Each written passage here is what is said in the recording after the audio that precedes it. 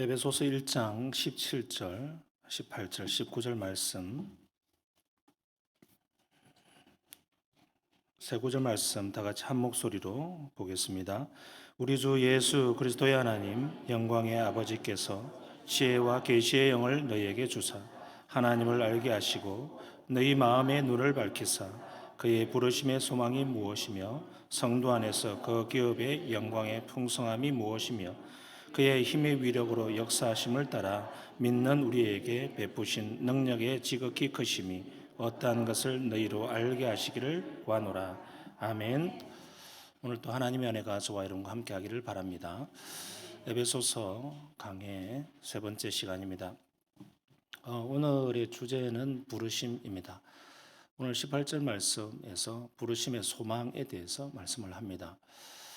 우리가 익히 부르심이라는 단어를 많이 듣지만 그것이 성경에서 무엇을 의미하는지 모를 때가 많은데, 부르심이라고 하는 것은 크게 두 가지 카테고리가 있습니다. 하나는 구원의 부르심이 있고 또 하나는 직업적인 부르심, 목적, 삶의 목적과 직업과 관련된 소명이 있습니다. 그러나 오늘 성경에서 이야기하는 것은 구원의 부르심을 이야기하는 겁니다. 구원에 있어서 굉장히 중요한 대목입니다. 이 부르심이라고 하는 단어가 신약 성경에만 32구절에서 나오는 것만 보더라도 굉장히 중요한 단어이고요. 우리의 구원에 진행하는 것에 있어서 가장 첫 번째 시행하는 단계입니다. 우리가 저번 시간에 예정이라고 하는 것을 배웠는데, 우리의 구원은 하나님의 택하심, 예정으로부터 시작됩니다. 하나님의 택하심이 없었다면 우리는 구원받지 못합니다. 이 하나님의 만세전부터 택하신 이 예정이 밑그림 하나님의 설계도라고 한다면, 부르심이라고 하는 것은 그 설계도를 시행하는 것입니다. 그래서 첫 삽을 퍼는 건축으로 따지면 그것과 똑같습니다. 그래서 부르심이 없으면 우리의 구원은 개인적으로는 출발할 수가 없습니다.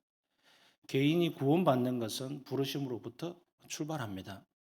그러니까 택한 백성도 부르시지 아니하면 여전히 죄 가운데서 지냈죠.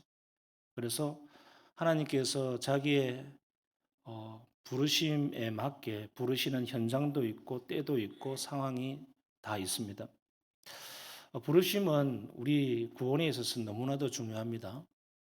로마서 8장 30절 말씀에 보면 또 미리 정하신 자들을 부르시고 또한 부르신 자들을 의롭다 하시고 의롭다 하신 그들을 또한 영화롭게 하셨느니라 라고 할 때에 구원의 중요한 그 과정들에 있어서 부르심이 얼마나 중요한가 성경이 말씀합니다. 우리의 구원의 그 부르심이 뭔가, 또 부르심의 소망이 뭔가 한번 크게 두 가지로 보면 좋겠습니다. 설교 노트를 한번 보십시오. 첫 번째 1번 한번 읽어볼까요? 시작. 부르심은 대부분의 경우를 통해서 하나님과 자신에 대해서 새롭게 깨달을 주심으로 일어난다. 이게 무슨 말인지 한번 다시 읽어볼게요. 부르심은 대부분의 경우에 하나님의 말씀을 통해서 일어나는데, 그 말씀을 통해서 일어나는 것은 두 가지 깨달음을 주시는 거예요. 하나는 하나님에 대해서 깨닫게 하시고요. 또 하나는 자기 자신에 대해서 깨닫게 하는 겁니다. 그래서 하나님에 대해서 어떤 것을 깨닫게 되는지 한번 동그라미 1번 읽어봅시다. 시작. 하나님의 거룩하심을 깨닫는다. 부르시기 전의 사람과 부르신 이후의 사람의 가장 큰 특징은 뭐냐면 하나님에 대해서 알게 되는 것입니다. 그전에는 피상적으로는 알 수 있을지 모르지만 부르시고 난 다음에는 더 깊이 하나님이 어떤 분이신가에 대해서 경험적으로 압니다. 근데 그 첫 번째 다가오는 게 뭐냐면 하나님의 거룩함입니다. 자, 이사야서를 여러분들이 읽다 보면 6장 정도에 가면 이사야가 하나님의 부르심을 받기 전에 어떤 환상을 보는데, 스랍이라고 하는, 스랍은 천사의 그룹에 속합니다. 스랍들이 날아다닙니다.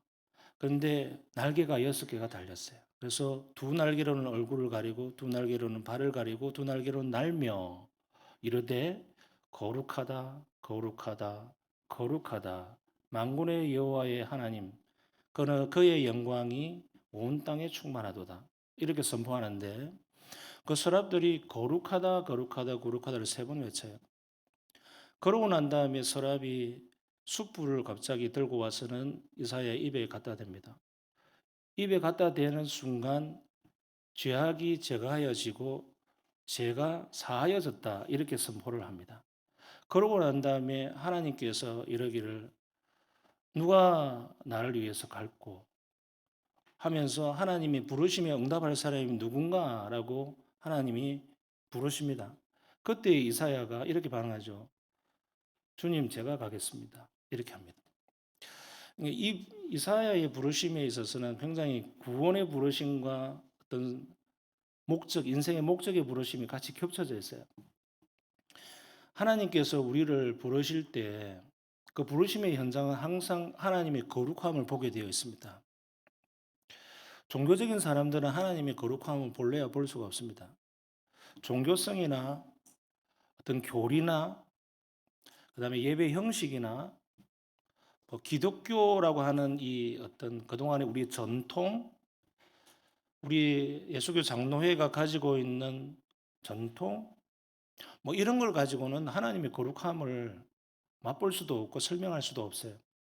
하나님의 거룩함이라고 하는 것은 하나님이 당신 자신의 백성을 부르실 때 그 엄중하고 기쁘신 하나님의 성품을 보게 되어 있습니다.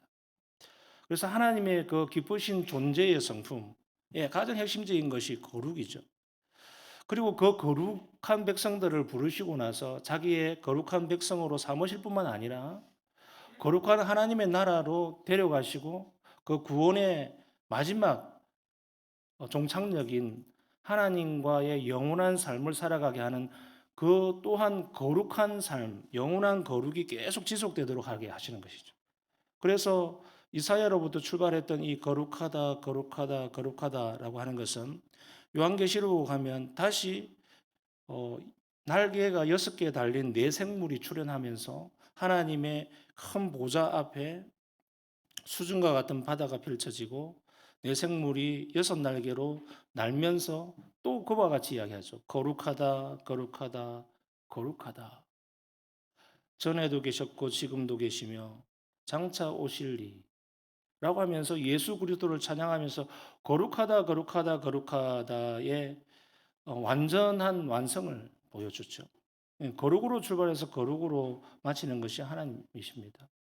그래서 하나님의 백성이 되는 것, 하나님의 구원으로의 부르심을 받는다고 하는 것은 하나님이 얼마나 거룩하신 분이신가를 알게 되는 것이죠. 하나님을 피상적으로 아는 사람들은 하나님을 이론적으로만 받아들입니다. 지식적으로만 받아들입니다. 그러나 하나님의 거룩을 보는 사람들은 그 위험 앞에 두렵고 떨 수밖에 없습니다. 왜냐하면 하나님의 거룩 앞에 서는 사람들마다 반드시 나타나는 것은 자기의 존재를 마치 거울에 투명하게 비추듯이 비춤을 받기 때문에 그렇습니다. 그래서 두 번째 한번 보십시오. 동그라미 2번 읽어봅시다. 시작. 자신의 비참함을 깨닫는다. 하나님이 우리를 부르실 때 하나님의 거룩하심을 보는 순간 우리가 깨달아지는 것은 뭐냐 하면 우리의 비참하고 죄악된 모습을 보게 됩니다. 맑은 물일수록 그것에 비치는 내 얼굴이 선명하게 보이듯이 하나님의 거룩함이라고 하는 그 거울 앞에 우리의 자신이 비춰지는 순간 우리의 추악하고 죄악됨들을 더 선명하게 볼 수밖에 없는 것이죠. 이것이 구원에 있어서 중요한 시작입니다. 여러분 가운데에 이것을 나는 구원을 받았나 받지 않았나 라고 하는 고민 가운데 있는 사람들이 있을 수 있습니다. 조금 있다가 제가 그것을 질문을 가지고 살펴보겠지만 우리는 우리의 구원의 부르심에 있어서 자기의 죄성을 인식하고 보는 것만큼 중요한 것이 없습니다. 하나님의 구원을 받고 구원의 일으키심을 받는 그 시작은 자기의 못난 모습을 보는 것입니다. 자기의 불충함을 보는 것이고 자기의 죄악됨을 보는 것이고 이러다가 나는 죽겠거니 라고 하는 자기의 깊은 죄악됨을 깨닫는 것입니다. 하나님 앞에 나아가면 나아갈수록 나의 못남을 보게 되어 있습니다. 주님 앞에 깊이 나아가면 나아갈수록 나의 깊은 비참함을 더 깊이 깨닫습니다. 그래서 두렵고 떨립니다. 그리고 하나님은 너무나도 거룩고 하신 분이신 것이라는 그 위험 앞에 떨 수밖에 없습니다. 때로는 공포로 느껴질 때가 있습니다. 그리고 살아온 나를 후회하기도 하고 자기의 과거의 못난 모습들이 주마등처럼 지나가고 하나하나 모든 것이 제약되고 말했던 것, 행동했던 것, 잘못 살았던 것, 잘못 생각했던 것, 모든 자기의 잘못됨들이 하나하나 생각나고 그것으로 인하여서 괴롭고 힘든 밤을 지새기도 하고 때로는 그것이 계속 찔러대어서 일상생활이 불가능할 정도의 그런 순간들을 맞이할 때도 있습니다. 그런 것들이 바로 구원으로 부르실 때 하나님께서 전형적으로 주시는 모습들입니다. 한 번쯤은 두 번쯤은 겪게 되어 있고 또 수시로 그것을 겪게 됩니다. 어쨌든 하나님께서는 구원으로 우리를 불러주실 때에 자신의 거룩함에 우리의 죄악성을 비추어서 우리가 이대로 있다가는 멸망의 길로 갈 수밖에 없고 그러나 내 스스로는 아무것도 할 수 없다라고 하는 것을 깨닫습니다. 그래서 우리는 주님 앞에 어떻게 해달라고 갈구하고 부르짖지만 아무것도 하지 못하는 자신의 무능함을 또한 보게 됩니다. 그럴 때 우리에게 오는 것은 주님의 은혜의 복음이라는 것을 깨닫습니다. 세 번째 봅시다. 동그라미 3번 시작. 부르심은 복음을 통해 죄인의 마음의 눈을 밝혀 자신의 비참함을 깨닫고 또한 그 비참으로부터 해방되게 한다. 우리의 상태, 에베소서 2장 1절을 또 5절을 여러분 암송하시다 보면 그는 허물과 죄로 죽었던 너희를 살리셨도다. 우리를 살리셨도다. 이렇게 이야기합니다. 허물로 죽은 우리를 그리스도와 함께 살리셨고 너희는 은혜로 구원을 받았으니. 이것이 복음에 있어서 핵심 아닙니까? 복음의 핵심은 우리는 무능하고 예수 그리스도는 너무나도 의로우시기 때문에 그리스도 앞에 우리의 의를 가지고서는 아무도 나아갈 수가 없고 아무도 떳떳할 수가 없다는 것이죠. 아무도 주님 앞에서 떳떳할 수가 없는 거예요.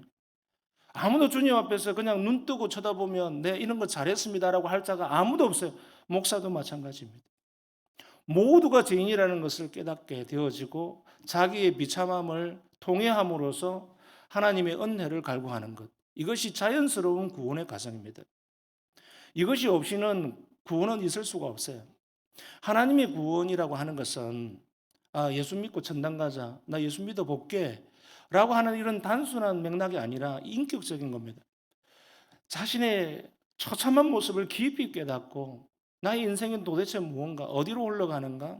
이 질문을 하기 시작하고 나는 왜 이렇게 살고 있는가?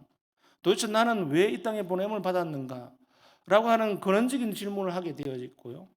그리고 나란 인생은 도대체 왜 이렇게 살고 있는가에 대한 처참함을 보게 되면서 자기를 건져주실 절대자 하나님을 바라볼 수밖에 없고 창조주 하나님 앞에 목매어 울부짖고 눈물로 나아갈 수밖에 없는 그런 상황에까지 우리는 밀어붙임을 당하는 것이죠. 이것이 하나님의 은혜입니다. 처음부터 끝까지 나에게로부터 출발한 것은 하나도 없고 하나님의 은혜로 되는 것이 바로 구원입니다. 내가 하고 싶어도 못하고 내가 구원받고 싶어도 내가 할 수 없는 그 무능함에 자기 자신을 보면서 그 깊이 처참함에 빠지게 될 때 건져주실 자, 주 예수 그리스도. 나의 모든 죄악됨을 제거해 주실 분은 오직 예수 그리스도의 십자가의 능력, 그분의 은혜밖에 없다라는 것을 계속 깨닫게 되죠. 그래서 우리는 은혜가 아니면 아무것도 할 수 없다라는 것을 계속 우리의 입술에 고백할 수밖에 없고요. 우리의 마음에 그것을 고백할 수밖에 없어요. 예배하러 나올 때도 하나님의 은혜에 감격되지 아니하면 찬양이 될 수가 없고요. 하나님의 은혜에 감격하지 아니하면 기도가 나올 수가 없어요. 하나님의 은혜 안에서 사로잡힌 바 되지 않으면 설교자는 설교를 할 수도 없어요. 무슨 낯짝으로 주님 앞에 고개를 들고 무슨 낯짝으로 무슨 힘으로 무슨 나의 의로 주님 앞에서 큰 소리 떵떵 치면서 복음을 전할 수 있단 말입니까? 아무도 주님 앞에서 어떤 직분을 가지고도 세상의 어떤 직업의 영광스러움의 높이와 그 지위를 가지고도 하나님 앞에 나설 자가 없습니다. 우리는 다 죄인이기 때문에 그렇습니다. 그러나 오직 예수 그리스도의 공로, 십자가의 능력, 그 보혈에 씻음 받아진 저와 여러분은 주님 앞에 떳떳하게 나아갈 수 있습니다. 아무도 주님을 떳떳하게 바라볼 수도 없었고 주님과 친밀한 관계를 맺을 수 없었던 저와 여러분이 오직 예수 그리스도의 은혜로 나아가게 됩니다. 이것이 구원의 출발이고 하나님의 부르심을 시작할 때, 부르실 때 나타나는 즉각적인 현상입니다. 큰 두 번째 보십시다. 다 같이 읽겠습니다. 시작. 택한 백성도 혈액 있는 부르심이 있기 전까지는 불신자로 살아간다. 그러나 부르심에 응답하여 거듭난 후는 새로운 본성으로 살아간다. 우리를 언제 부르십니까? 부르시는 것은 다양하게 일어납니다. 하나님께서 단체로 부르실 때도 있습니다. 그 대표적인 예가 사도행전 2장이죠. 베드로 교회가 성령의 충만함을 입고 성령 세례를 받은 이후에 나가서 사람들에게 복음을 전합니다. 그때 3천 명이 회개하고 세례받고 죽기로 돌아오는 역사가 일어나지요. 그것이 처음 기독교 교회를 일구어가는 첫걸음이 됩니다. 그리고 그 다음에 5천 명이 한꺼번에 하나님의 부르심을 받는 것도 있습니다. 부르심의 현장의 특징은 뭐냐면 하나님의 말씀이 전파되는 것이고요. 그 말씀에 반응하는 것이 생기는 겁니다. 그것이 단체로 한꺼번에 확 일어날 때가 있습니다. 그리고 그 사람들은 끝까지 구원을 잃지 아니하고 끝까지 갑니다.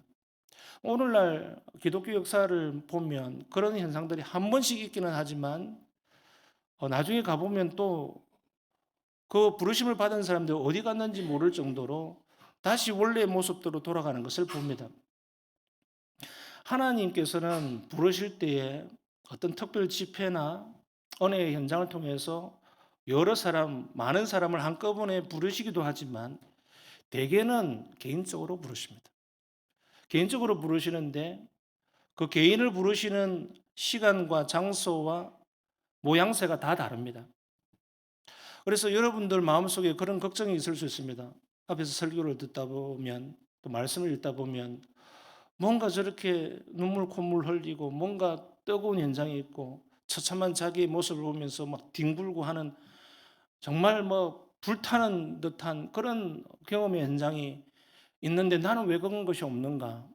그런 것을 부러워할 수 있습니다. 그러나 여러분, 부르심의 현장에서 자기의 비참함을 본다고 하는 것은 떼굴떼굴 구르는 것을 말하는 게 아닙니다. 자기의 죄악성을 보는 것이 밤에 막 울부짖고 막 눈물을 흘리면서 콧물을 흘리면서 주님 앞에 촤 잘못했습니다. 큰 소리로 외치는 그것을 말하는 게 아니에요. 외형적인 것이 어떠한들 상관없어요. 여러분의 마음 가운데에 찔림이 있다는 것이고요. 말씀에 반항하고 있다는 것이고요. 진리의 말씀이 나에게 들려지고 있는데 그 말씀이 하나님의 음성으로 들려지고 있다는 것이에요. 그것이 복음을 받아들이고 부르심에 인격적으로 반응하는 사람들의 특징입니다. 이것을 종교적인 이야기로 듣는 것이 아니고 교리의 음성으로 듣는 것도 아니고 하나님의 살아있는 입에서 나오는 말씀으로 듣는 것이에요. 그런 인격의 소통이 있으면 어떤 사람은 울부짖는 사람이 있고요. 어떤 사람은 울부짖는 것도 못해서 그냥 벌벌 떨고 있는 사람도 있고요. 어떤 사람은 고요한 가운데 계속적으로 마음 가운데 요동치는 그러면서도 자기 자신을 제어하면서도 성령의 만지심을 받는 다양한 모습으로 부르심이 일어납니다. 외적인 형태가 중요한 게 아니에요. 뭐 산에 들어가서 불 받았다 이런 게 중요한 게 아니라 여러분의 마음 가운데 진리의 말씀이 어떻게 다가오고 있느냐. 이것이 가장 중요한 것입니다. 그래서 불신자의 모습은 택함을 받고 나서 부르시기 전에는 모두가 불신자의 모습으로 살아갈 수밖에 없어요. 그래서 자기의 특징을 한번 잘 살펴보시길 바랍니다. 동그라미 1번 한번 보십시다. 시작. 부르심이 있기 전에는 이 세상 풍조와 마귀에 순종하며 사는 것과 그리고 자기 육체와 마음이 원하는 것을 따라 지내는 것을 당연시 여긴다. 에베소서 2장 2절과 3절이 그와 같이 이야기합니다. 성경을 한번 펴보셔요. 오늘 우리가 읽었던 1장 이후에 넘어가면 2장 2절과 3절이 나오죠. 다 같이 읽어볼까요? 시작.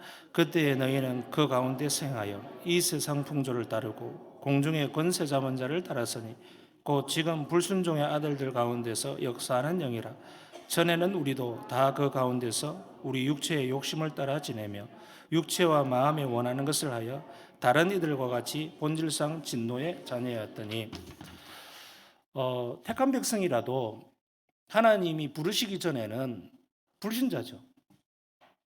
구분이 됩니까? 우리 교회는 지금 나이가 지긋이 드셔가지고 예수를 처음 믿은 분도 계십니다. 그리고 60이 넘어서 세례를 받은 분도 계시고요. 어떤 분들은 30대, 어떤 분들은 40대에. 만약에 60에 부르심을 받고 예수를 믿고 세례를 받았다면 그 전까지는 불신자죠. 그러나 택한 백성입니다. 그 사람도. 만세 전에 그 사람을 택했지만 나이가 60이 되기까지는 불신자로 사는 것이죠. 택함이 없었던 게 아니에요. 만세 전부터 그 사람을 택하였지만 60까지는 불신자로 살고 그러나 부름을 받는 순간에는 신자로 사는 것이죠. 이것이 기점이 뭐냐면 부르심이라고 하는 기점이에요. 그 부르심이 뭐냐? 하나님의 말씀을 통해서 부르는 거죠. 그 외에는 방법이 없어요. 하나님의 말씀이 아니고서는 부르시는 방법이 없습니다. 하나님의 어쨌든 진리의 말씀이 선포되어지고 복음을 통해서 그것을 듣고 영접하고 자기를 삶을 뉘우치고 회개하면서 주께로 돌이키는 것. 이것이 부르심의 중요한 단계이죠. 그 전까지는 어떻게 살아가는가? 오늘 2절과 3절처럼 이 세상의 풍조를 따르죠. 그리고 자기의 육체와 마음이 원하는 것을 따라 살아갑니다. 그래서 우리는 고민이 생깁니다. 나는 부르심을 받은 사람인가, 받지 않은 사람인가? 여러분, 부르심을 받은 것도요, 두 가지가 있어요. 이것을 내적 부르심, 외적 부르심 이렇게 표현하기도 하고, 진짜 부르신 것을 옛날 청교도 학자들이 이렇게 불렀어요. 효력 있는 부르심, 효과 있는 부르심 이렇게 하게 했어요. 그러니까 다른 외적인 부르심에 약간 반응을 하거나 비상적으로 반응했지만 결국 하나님이 진짜 부르신 것이 아닌, 제가 아주 그냥 노골적으로 표현한 것입니다. 이 두 가지 부르심 앞에 하나님의 말씀이 선포되어지고 종교적인 형식을 가지고 아멘 아멘은 하지만 전혀 하나님의 부르심 안에서 살아가지 않고 있으면서도 종교적인 형태는 가지고 있는, 이것을 외적 부르심이라고 하죠. 그래서 또 어떤 개혁신학자들은 유사 그리스도인 이렇게 이야기합니다. 이것을 어떻게 살펴볼 수 있는가라고 하는 자기 점검 질문이 세 개가 있는데 한번 보십시다. A, 동그라미 A 읽어봅시다. 시작. 나는 이 세상의 풍조와 하나님 나라의 삶을 구별할 수 있는가? 자, 오늘 말씀처럼 하나님께서 부르시기 전에 나타나는 큰 현상이 뭐냐면 내 삶이 무엇을 따르고 있는가입니다. 어떤 삶을 추구하는가? 이 세상 풍조를 따르는 것에 내가 따라가고 있는가? 이것은 부르심을 받기 전에 불신자들의 가장 큰 특징입니다. 부르심을 받고 난 다음에 나타나는 현상은 뭐냐면 하나님 나라를 봅니다. 하나님 나라의 삶이 무엇인지 살펴보기를 원하고 하나님과 동행하는 삶이 무엇인지 하나님 안에서 살아가는 것이 무엇인지 말씀이 힘이 되고 능력이 되어 순종하는 삶이 무엇인지에 대해서 관심을 갖습니다. 그것이 강하든 약하든 상관없어요. 어쨌든 관심을 갖고 있다는 것이고 그것에 애착을 가지고 있다는 것이고 그것을 갈망하고 있다고 하는 것은 하나님 나라의 삶을 살아가는 것. 그게 부르신 사람들의 특징입니다. 두 번째 질문 시작. 나는 마귀의 일과 성령의 일을 분별할 수 있고 또한 그것에 민감하게 사는가? 이 세상 풍조를 따르고 있다고 하는 것은 공중권세 잡은 자를 따르는 것이 그죠. 공중권세 잡은 자는 다른 말로 마귀죠. 마귀의 지시, 마귀의 생활, 마귀의 삶을 따르는 사람들인가? 또는 나는 성령의 일들을 사모하고 성령의 일들을 민감하게 생각하며 살아가는 것인가? 라고 하는 이 두 가지 질문을 반드시 해봐야 됩니다. 그래서 이 세상 풍조를 따르는 것은 마귀의 일과 깊은 관련이 있고요. 하나님 나라의 삶을 살라고 하는 것은 성령의 일과 깊은 관련이 있죠. 연관성이 있는 겁니다. 세 번째 질문 해보셔야 됩니다. 시작.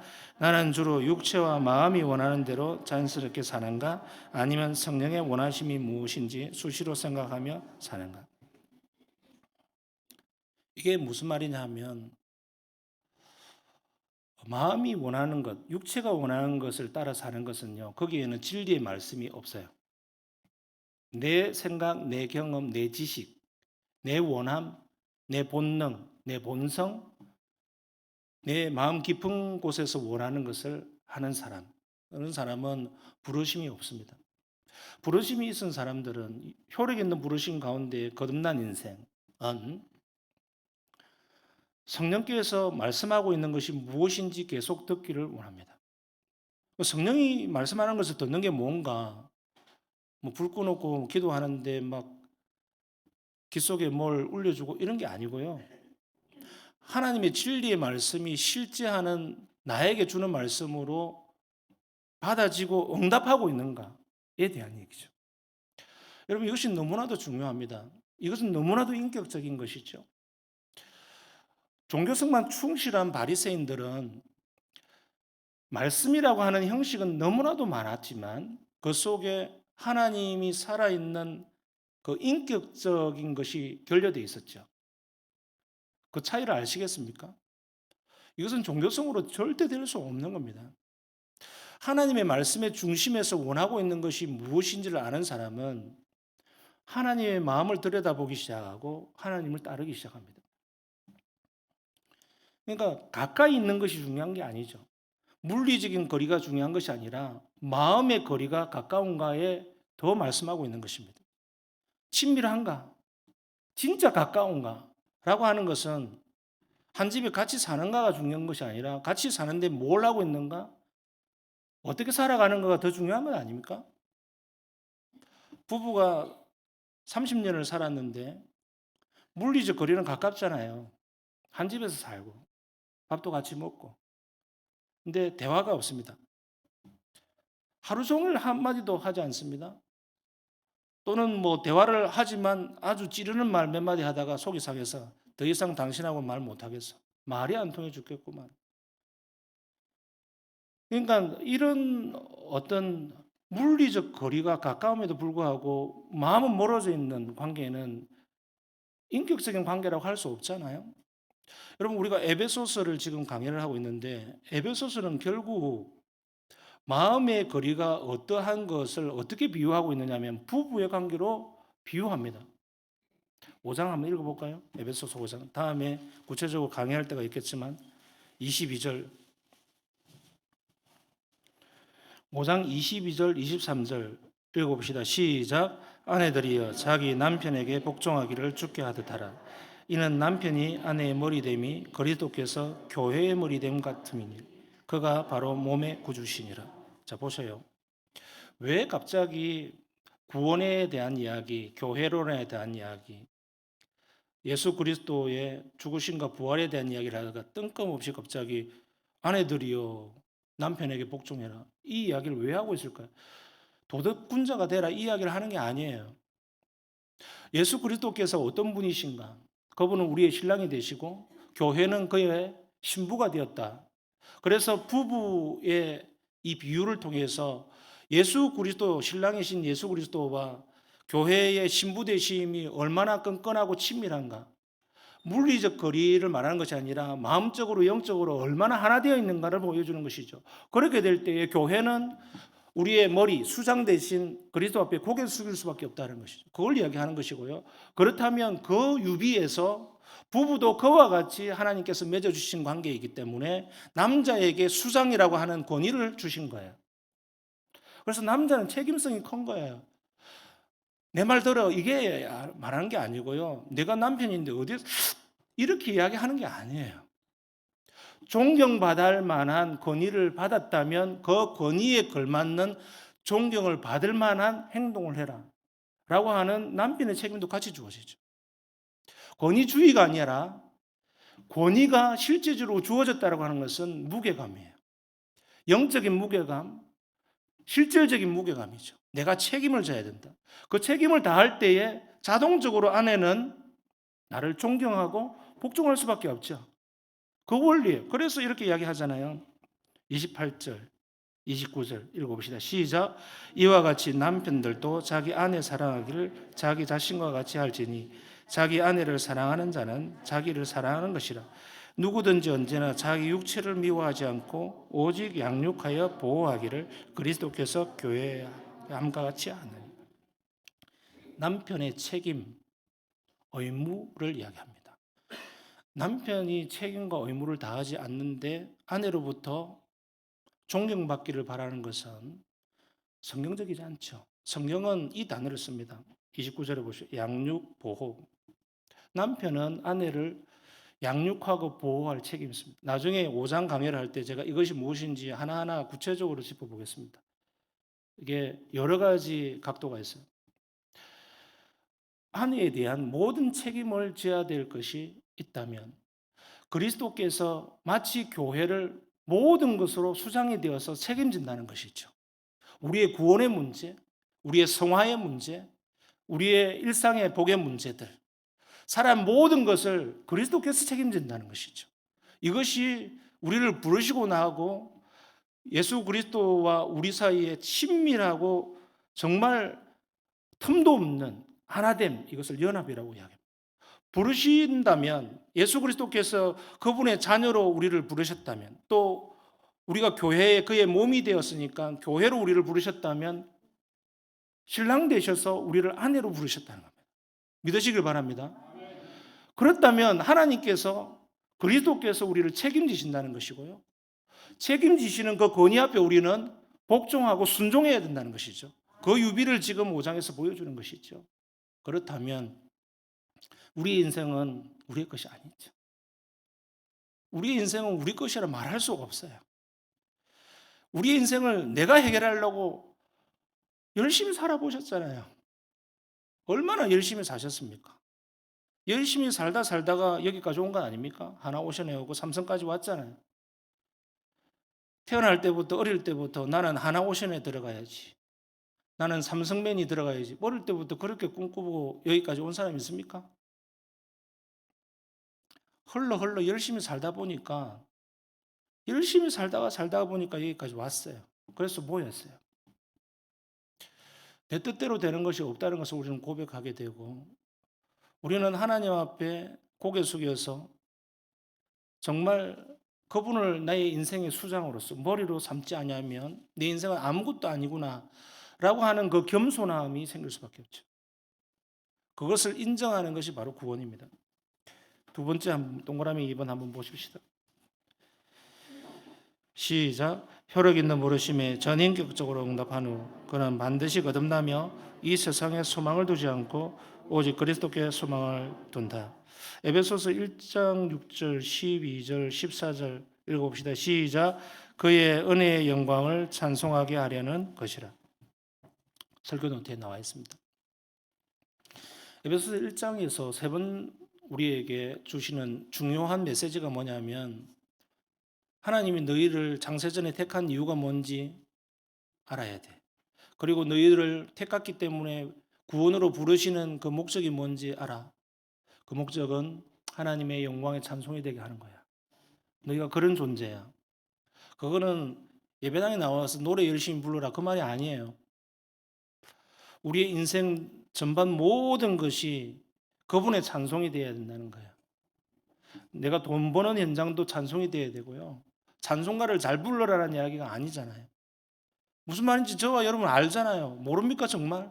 이 맥락을 모른단 말입니까? 우리는 알잖아요. 나의 돈 버는 현장에서 내가 찬송이 되는 것이 무엇인지, 내가 아기를 키우는 그 육아의 현장에서 하나님께 찬송이 되는 것이 무엇인지 우리는 알잖아요.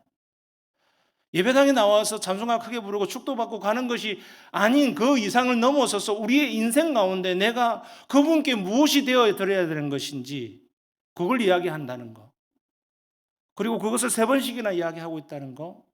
그것이 구원의 삶이라는 거, 그것이 우리의 인생의 목적이라는 거, 그리고 그것이 영광스럽게 우리의 삶 가운데 꼭 피워지는 것이 구원의 삶이라는 거, 그리고 그것이 하나님 나라의 삶이라는 거 믿으시길 바랍니다. 하나님 바깥에서는 아무 의미가 없습니다. 예수 그리스도 바깥에서는 부르심이 없이는 그 인생은 좋은 것 같이 보이고, 그러지만 결국 물질의 노예로 살아가다가 끝납니다. 자기의 명예와 인정받기를 위해서 갈급하고 갈구하고 아무리 나아가 보지만은 사람들은 조금 인정해 줄지 모르지만 그 속에는 그리스도 인정함이 없습니다. 그러면 그것은 인생은 멸망의 길이죠. 우리의 인생이 혼탁하고 앞으로 가야 될 길을 모른다 할지라도, 내가 지금 당하고 있는 고난이 너무나도 비참하고 어렵다 할지라도 예수 그리스도의 부르심 안에 있으면 그것은 주님께서 주시는 기쁨과 한이 속에 결국 이끌어 주실 확신과 소망이 우리에게 주어진 것입니다. 세상이 주는 소망은 금방 끝나버립니다. 그러나 그리스도께서 우리에게 주시는 소망은 영원한 소망입니다. 지금 잠시 뭔가 행복하고 기쁨에 있는 그것이 다가 아닙니다. 속지 마시길 바랍니다. 그리스도 외에는 영원한 소망이 없습니다. 그리스도 안에 있는 것만이 우리의 정말 모든 것이고 전부이고 그것이 변하지 않는 소망입니다. 예수 그리스도의 소망 가운데 살아가는 저와 여러분 되길 바랍니다.